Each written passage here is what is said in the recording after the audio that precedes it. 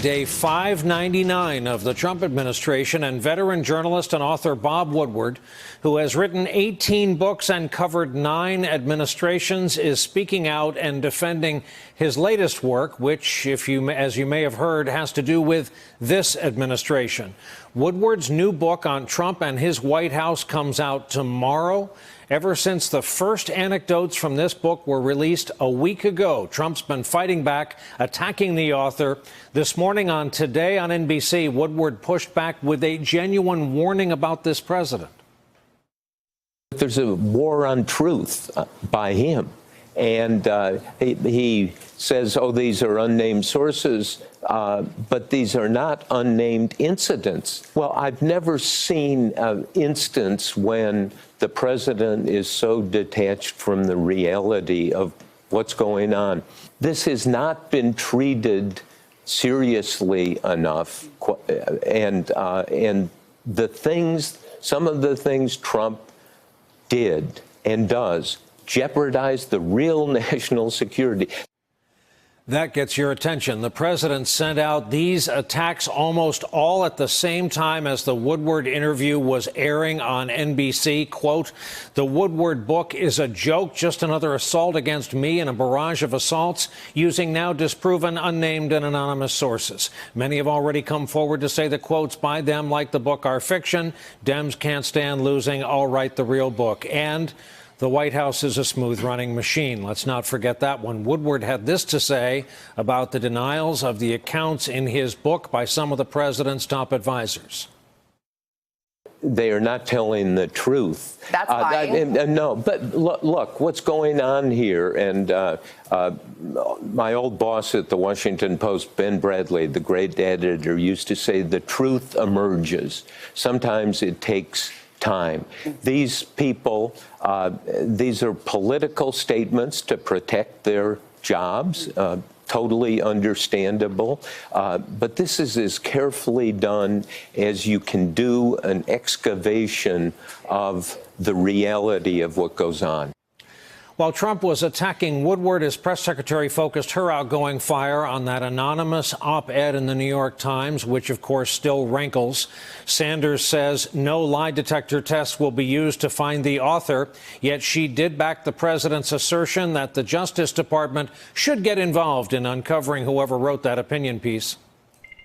Certainly, if there's an individual, whether or not, since we don't know who they are, if that individual is in meetings where national security is being discussed or other important topics, and they are attempting to undermine the executive branch, that would certainly be problematic and something that the Department of Justice should look into. Reporter Jonathan Lemire, who's standing by to join us, is the co-author of an AP piece posted tonight about the latest tensions in the White House and the concerns amid West Wing staff. Quote, "There was fear among some Trump advisors that if the president felt that his staff or the Justice Department was not carrying out his order to find the leakers, then he could feel compelled to make changes." Meanwhile, former Trump aide Omarosa Manigault-Newman reemerged today with her latest secret audio tape, Secret No More, from a White House communications meeting in October of 2017. Here is a portion that was released during her appearance on The View. I think Hillary's getting killed now with Russia. The real Russia story is Hillary and collusion. Somebody told me, Hope, you told me it was $9 million they spent on the phony report. Someone just said she was far worse for the country than we thought. She didn't know her own campaign was spending $9 million. Did you see? Nobody knows who spent it. Later, while appearing on this network, Omarosa was asked about the depiction of the White House that we read about in Bob Woodward's book. Does what you've heard from the author and what you've read, does it jive with your experience in the White House? Absolutely. What we're seeing are these themes emerging. You see these themes about his mental stability, about his ability to comprehend complex policies, his ability to lead. This hashtag you say that you and other staffers use, TFA. What does that stand for? 25th Amendment. And you guys would use it in the context of what? We used it as a way to cope when Donald Trump would flip from one moment to the next. And back to the legal battle the president has pitched against the Russia investigation and the open question about whether he and Mueller will sit down for an interview. Today, Ken Starr, former independent counsel in the Clinton investigation, was asked if he thought Trump should speak with the special counsel. I think as the President of the United States, he should. But my perspective is the President of the United States has an obligation to enforce and obey the law. We should tell you Ken Starr will be here in the studio with us on Wednesday, and we will no doubt hear more from him on that front. With that, let's bring in our leadoff panel on a back-to-work Monday night. Ashley Parker, Pulitzer Prize-winning White House reporter for The Washington Post. Jonathan Lemire, White House reporter for The Associated Press. And Frank Figliuzzi, former FBI Assistant Director for Counterintelligence, who in the past has worked for, among others, one Robert Mueller. Welcome to you all and good evening. And Ashley, take us inside this West Wing, inside this presidency, the mind of the president and those around him. What's your latest reporting? So the president is deeply upset. As you can see from his public comments and his public tweets are not that dissimilar from the sense he's giving privately. He's upset about the Woodward book. He's upset about this anonymous op-ed in the New York Times. And again, he feels that he is sort of being betrayed by someone incredibly close to him. So on the one hand, there is a feeling of vindication, the sense that he couldn't trust anyone around him. And now he sort of believes he's correct. But he also feels this is a president who places himself at the center of every issue. And so it feels deeply personal to him. Within the White House and within the president's orbit, it's a little more mixed. There are people who, as Jonathan writes in his great piece, are worried that, they may need to curb the president in. They need to focus him on this coming hurricane. They want to curb his impulses. This is also a White House who is used to careening from crisis to crisis, and there is a sense that this too shall pass. You remember the Woodward book when it first came out. It was only a 1 or 2 day story because that anonymous op-ed supplanted it. So there's a sense that they may weather this if simply because another crisis comes and pushes it out of the news. And Jonathan, Ashley's mention of the hurricane is actually critical. While things like this are huge empathy challenges for an empathy-challenged president and administration, and while every move they make will be correctly judged against Puerto Rico, we are kind of on the loose eve of a natural disaster predicted in this country. And is there anyone in the White House to turn and focus his attention to prevent what we can all predict is a week-long obsession on a book and an op-ed otherwise? Right. We've seen this. It began over the weekend as the president, as we write in the piece, was still very, very angry about the op-ed, the anonymous op-ed in the Times, and then as the Woodward book was starting to pick up steam again as the actual release date approached, that he was sort of obsessed with this. Who are let's identify these leakers. Let's get rid of them. Perhaps let's get the Department of Justice involved. And certainly there's some around him who have suggested that would be inappropriate. There doesn't seem to be any sense that an actual crime was committed or any sort of state secret was revealed, classified information disclosed in the piece or in the Woodward book. So there are people around him suggesting to him then, let's focus on something else. Let's focus on the midterms. Let's focus on the economy. Let's talk about some good things here. And he didn't seem willing to do that. And in fact, it's been a struggle in the White House, according to our reporting, even this morning, to get him on anything else. Note that the tweets about the hurricane only came this afternoon, right after the White House briefing, which, mind you, began with a guest appearance. We've seen Sarah Sanders do this before. A lot of reporters in the room thought it would be about the hurricane. Instead, it was about the economy.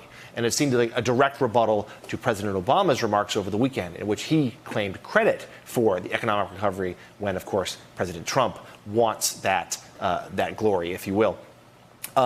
There are people in there, though, who they feel like they've, in the last day or so, maybe have managed to get the message across to the president that this is a major event coming.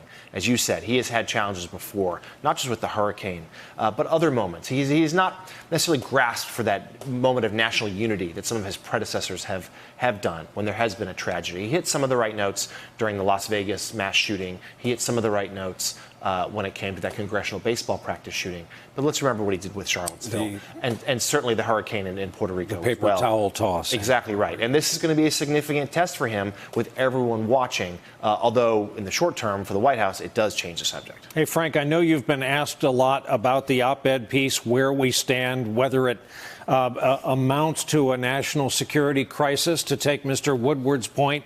But tonight, Mr. Bannon went on Fox News and had this comment for Laura Ingraham. I'll get your comment when we've seen it. The convergence of that book in the anonymous column. I mean, it's quite evident that President Trump, there's a coup. What was said in that anonymous letter was absolutely outrageous. And I think the president ought to take immediate and direct action. I don't think there's any one author. I think it's probably 6 to a dozen people. So, Frank, putting aside his argument there is a coup actively underway in this country, let's take his last point, that it was somewhat of a work of a committee.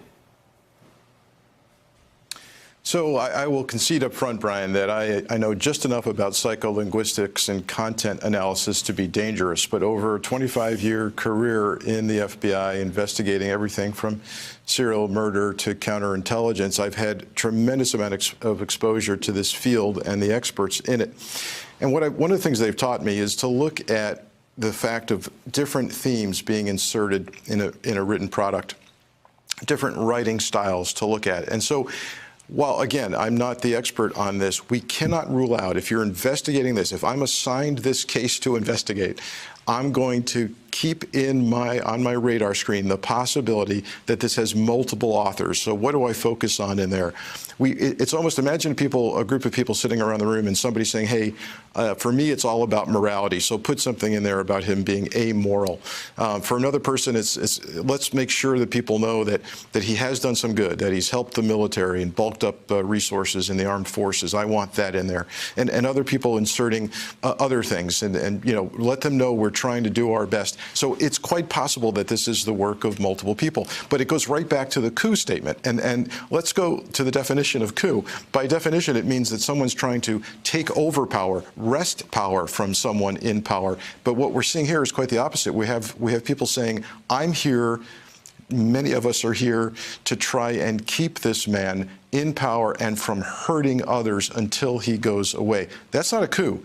That's not a national security threat. And you've heard the president say and suggest, and I think he's going to get stronger in this, that DOJ or FBI should look at this as a national security issue. So I've asked myself, are you a national security threat if you expose a national security threat? And in this case, I would say no. Hey there, I'm Chris Hayes from MSNBC. Thanks for watching MSNBC on YouTube. If you want to keep up to date with the videos we're putting out, you can click subscribe just below me or click over on this list to see lots of other great videos.